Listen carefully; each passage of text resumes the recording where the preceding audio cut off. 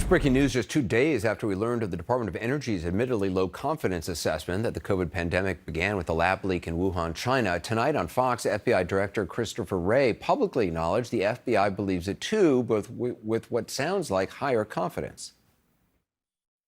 The FBI has for quite some time now assessed that the origins of the pandemic are most likely a potential lab incident in Wuhan.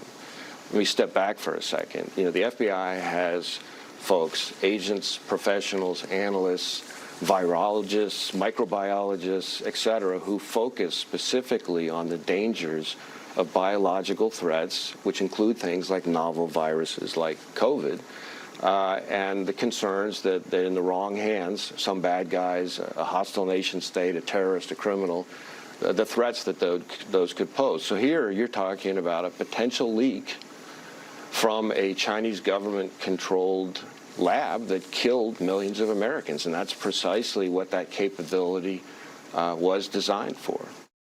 Director Wray added that the Bureau's investigation continues and the Chinese government, in his view, seems to be trying to, quote, thwart and obfuscate the work here.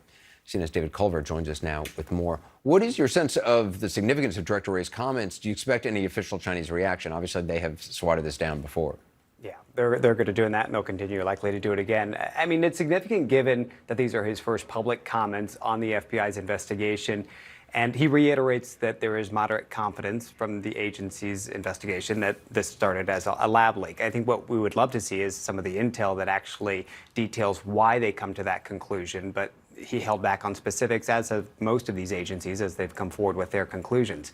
As far as the Chinese and how they're going to go forward with this, I mean, it's been playbook at this point, Anderson, and some of it's quite literally scripted from the foreign ministry, though at this point they've probably memorized it. And that's to say that the U.S. is trying to smear China, that this is politicizing the issue. And they often go back to that science-based approach. They say that's the way this should be done, through science. The issue with that is, while the WHO initially said after their field visit in 2021 that it's highly unlikely it started in a lab, the WHO also asked to go back. And if China really wants to pursue that science-based approach, you would think they'd say, all right, come on back in. Any data you need, we'll provide.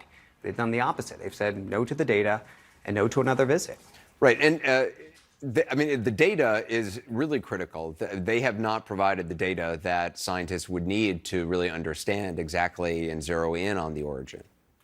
That's been the issue going back to the start of this. Now, they argue that they have provided enough to allow the international science community to figure out what steps they need to move forward, and they argue that even played into some of the vaccine creation.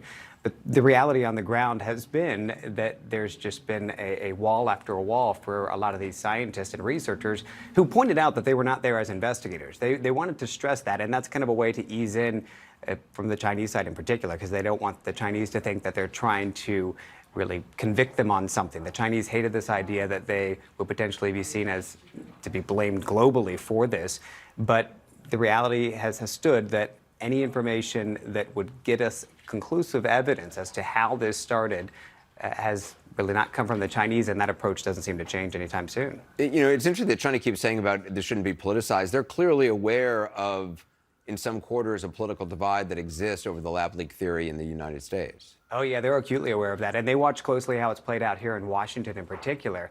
And they love that. I mean, they love to see the division over the discussion of how it started and Democrats going against Republicans on this.